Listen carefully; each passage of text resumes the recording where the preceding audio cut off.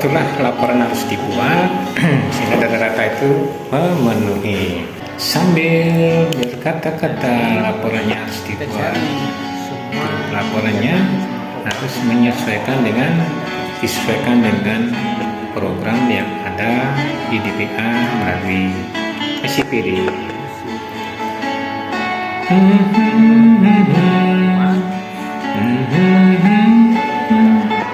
kita harus cross check dengan laporan LRPK itu sesuai dengan apa yang telah dibuat melalui rencana takbul, rekap targetu, rekap tarpis, target keuangan, target fisik, dan rangkas, juga renlak, time schedule, paket pekerjaan. Yang paling utama adalah target yang hanya Nah, paket ini muncul dari paket pertama perencanaan, penganggaran, dan evaluasi. Dengan pagu anggaran ini terdapat dari ini datanya dari 5 juta, contohnya datanya dari paket ini. Nah, ini yang membuat begitu. Kebetulan ini sudah kita cross check, terus paket tersebut dengan pagu anggaran segini ini kita urai di dalam keterangan ini. Karena kebetulan ini ada di penunjang ini jumlahnya. Apabila ini sama dengan jumlah ini dengan yang ada sana, berarti ini sudah kita input. Lanjutkan kedua, subkegiatan kedua ada koordinasi penyusunan dengan anggaran. Ini datanya dari program, sedangkan kita juga describe dengan hal tersebut. Nah, ini pekerjaan ini akan masuk ke time schedule. Nah, ini time schedule kita juga sudah buatkan. Dasar dari time schedule ini adalah dari rangkas yang kita sudah rancang pembuatannya. Di bulan berapa anggaran ini mau kita lakukan ini? Kebetulan di bulan Mei, kita klik jadwalkan di bulan Mei. Nah, itulah. Dan selanjutnya seperti apa? Lanjutkan. Itu semetong. Habis itu setelah kita semua sudah selesai, rampungkan semua schedule kapan kita mau lakukan. Nah, ini kebetulan gaji kan gaji itu tiap bulan, jadi anggarannya per bulan kita pasti akan melakukannya sampai full. Itu buatkan. Nah, setelah itu sudah selesai, kita masuk ke renlak. Rencana pelaksanaannya sama seperti di paket pekerjaan. Rencana pelaksanaan itu kita buat dari atas ya, rencana pekerjaan kapan rencana itu dari penunjang itu belanja alat kantor akan dilaksanakan kapan dengan pagu anggaran ini. Nah, jadi kita lihat kapan mau kita laksanakan. Kan tadi sudah kita taruh di bulan Mei. Nah, kita akan laksanakan di bulan Mei karena tidak ada lagi kegiatan lain. Jadi inilah yang menjadi acuannya. Itu rumusnya, kita sudah bisa buat rumusnya, dan persentasenya juga rumusnya seperti itu. A20 gitu. Nah, habis itu masuk lagi kita ke rangkas. Nah, disinilah sebenarnya titik poin dari pekerjaan laporan realisasi fisik dan keuangan itu berada. Nah, rangkas ini kita bisa tentukan dari pagu anggaran 5 juta sekian itu kita mau buat di bulan ku coba.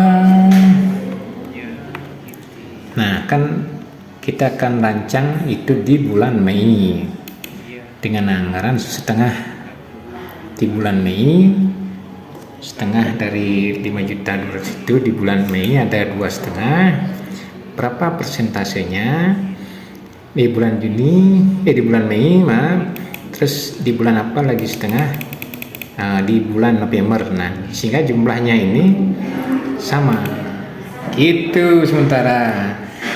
Nah, nanti masih banyak lagi yang harus kita selesaikan setelah masuk ke rangkas ini, nah ada di bulan Mei dan bulan November.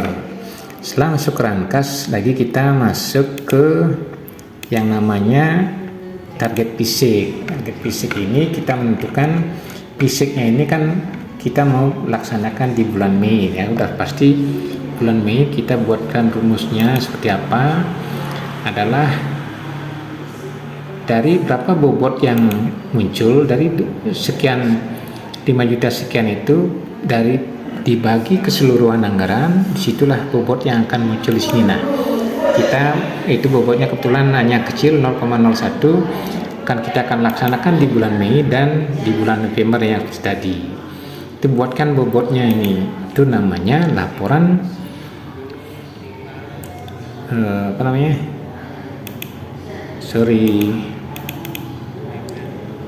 target fisik. Nah, namanya target fisik.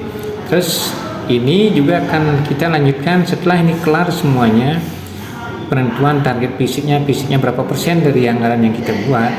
Kita akan masuk lagi ke target keuangannya. Fisiknya persentase, sedangkan target keuangannya adalah uangnya itu sendiri. Begitu, semetong. Keuangannya bersama, caranya membuat nanti lebih detail akan kita setengah di bulan Mei dan setengah lagi di bulan November. Ini uangnya ini, sehingga tambah setengah di bulan November jadinya komplit. Nah, jumlahnya sebesar itu. Begitu. Karena di dalam kegiatan itu ada subkegiatan lain. Seperti ini ada 2 subkegiatan, ini kita nanti jumlahkan Januari berapa, ada di bulan November, begitu. Nah, dari sini baru masuk ke rekap tarbis. Rekap tarbis ini setelah semua disesuaikan, yang penting intinya per bulan itu ada persentase, sehingga apabila ini sudah mencapai 100% dari anggaran kita lancang, berarti laporan kita itu benar. Nah, bisa diuji materi juga dengan uangnya, laporan namanya rekap TAR-GU.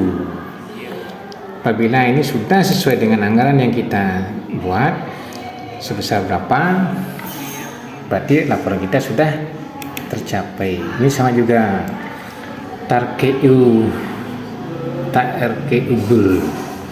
ini apabila ini sudah ada di angka 100%, berarti laporan kita benar. Nah, disitulah nanti akan finalnya adalah di LRPK, laporan realisasi fisik dan keuangan.